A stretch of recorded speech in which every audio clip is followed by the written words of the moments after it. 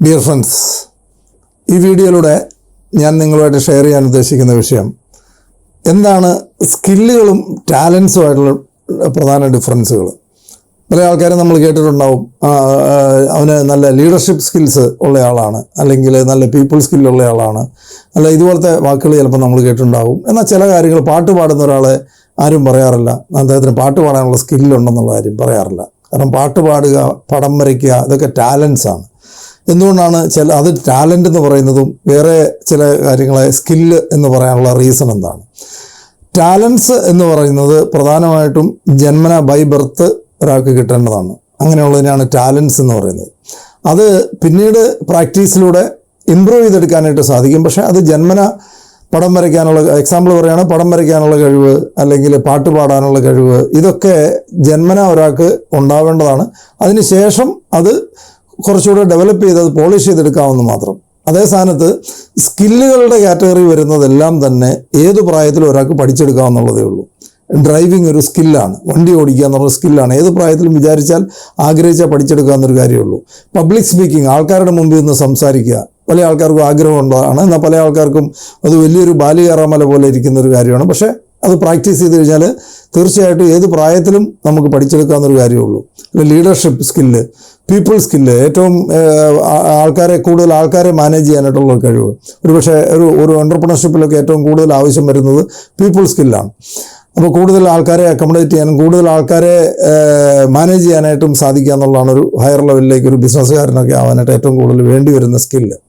അപ്പോൾ സ്കില്ലുകളെല്ലാം തന്നെ ഏത് പ്രായത്തിലും പഠിച്ചെടുക്കാമെന്നുള്ളതേ ഉള്ളൂ. പക്ഷേ ടാലൻസ് ബൈ ബർത്ത് ഉണ്ടാവേണ്ടതാണ്. അവിടുന്ന് അത് ഡെവലപ്പ് ചെയ്യാൻ മാത്രമേ സാധിക്കുകയുള്ളൂ.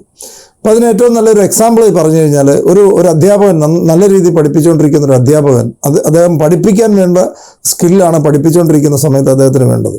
അദ്ദേഹത്തിന് നല്ലൊരു അധ്യാപകനാണ്, നന്നായിട്ട് പഠിപ്പിക്കുക എന്നുള്ളൊരു സ്കില്ലാണ് ഏറ്റവും പ്രധാനമായിട്ട് ആ പ്രൊഫഷനിൽ സക്സസ്ഫുൾ ആകാൻ വേണ്ടതെങ്കിൽ. അതിനുശേഷം അദ്ദേഹം സ്വന്തമായിട്ടൊരു കോളേജ്, ഒരു ഇൻസ്റ്റിറ്റ്യൂട്ട് തുടങ്ങിയെന്ന് വിചാരിക്കുക, ഒരു കോളേജ് തുടങ്ങിയെന്ന് വിചാരിക്കുക. അത് അപ്പോൾ എൻ്റർപ്രണർഷിപ്പായി മാറിക്കഴിഞ്ഞു. ഇത്രയും കാലം ഉണ്ടായിരുന്ന സ്കില്ല് മാത്രം പോരാ, അടുത്ത ഒരു റോളിലേക്ക് കൂടെ അദ്ദേഹം വന്നു കഴിയുമ്പം ഒരു എൻ്റർപ്രണർക്ക് വേണ്ട മറ്റ് സ്കില്ലുകളെല്ലാം തന്നെ അദ്ദേഹം ആർജിച്ചെടുക്കാൻ സാധിച്ചാൽ മാത്രം ആ ഒരു ബിസിനസ്സിൽ അദ്ദേഹം സക്സസ്ഫുൾ ആവുള്ളൂ. അതായത് നേരത്തെ ഉണ്ടായിരുന്ന സ്കില്ല് പഠിപ്പിക്കാനുള്ള സ്കില്ലായിരുന്നു, അത് മാത്രം പോരാ, പുതുതായിട്ട് അദ്ദേഹം ഒരു ഇൻസ്റ്റിറ്റ്യൂട്ട് തുടങ്ങി കഴിയുമ്പോൾ അദ്ദേഹം ഒരു എൻ്റർപ്രണർ കൂടെ ആവുകയാണ്. അതിന് വേണ്ട പുതിയ സ്കില്ലുകൾ അദ്ദേഹം ആർജിച്ചെടുത്തേ പറ്റുള്ളൂ. കൂടുതൽ ആൾക്കാരെ മാനേജ് ചെയ്യേണ്ടി വരും, സ്റ്റാഫിനെ അപ്പോയിൻറ്റ് ചെയ്യേണ്ടി വരും, അവരുടെ ക്വാളിറ്റി, അവരുടെ ഇതിന് വേണ്ടി വരുന്ന അപ്ഗ്രേഡ് ചെയ്യേണ്ടി വരും, അവരുടെ കഴിവുകൾ അപ്ഗ്രേഡ് ചെയ്തെടുക്കാനായിട്ട് വേണ്ടി വരും. പല മേഖലയിലും അദ്ദേഹം പുതിയ സ്കില്ലുകൾ ആർജിച്ചെടുക്കേണ്ടതായിട്ട് വരും. അതാണ് ഏറ്റവും പ്രധാനപ്പെട്ടത്. ഇതുപോലെ തന്നെ നമുക്ക് ധാരാളം കാണാം. ഒരാൾ ഒരു ഡോക്ടറാണ്, നല്ല പ്രാക്ടീസ് ഉണ്ടായിരുന്ന ഡോക്ടറാണ്, നന്നായിട്ട് പ്രാക്ടീസ് ചെയ്തുകൊണ്ടിരിക്കുന്ന സമയത്ത് തന്നെ അദ്ദേഹം ഒരു ഹോസ്പിറ്റൽ തുടങ്ങുന്നു, അല്ലെങ്കിൽ ക്ലിനിക്ക് തുടങ്ങുന്നു. ഈ സമയത്ത് പുതിയ റോളിലേക്ക് വരുമ്പം അദ്ദേഹത്തിന് നേരത്തെ ഉണ്ടായിരുന്ന കഴിവുകളും ആ സ്കില്ലുകളും മാത്രം പോരാ. ആ സ്കില്ലുകളൊക്കെ അദ്ദേഹം വർഷങ്ങളായിട്ട് ആർജിച്ചെടുത്തതാണെങ്കിൽ പുതിയ ഒരു റോളിലേക്ക് വരുന്നതോടുകൂടി, ഒരു ക്ലിനിക്ക് തുടങ്ങുന്ന, ഒരു ഹോസ്പിറ്റൽ തുടങ്ങുന്നതോടുകൂടി അദ്ദേഹത്തിന് പുതിയ കുറേ സ്കില്ലുകൾ അദ്ദേഹം ആർജിച്ചെടുക്കേണ്ടതായിട്ടുണ്ട്.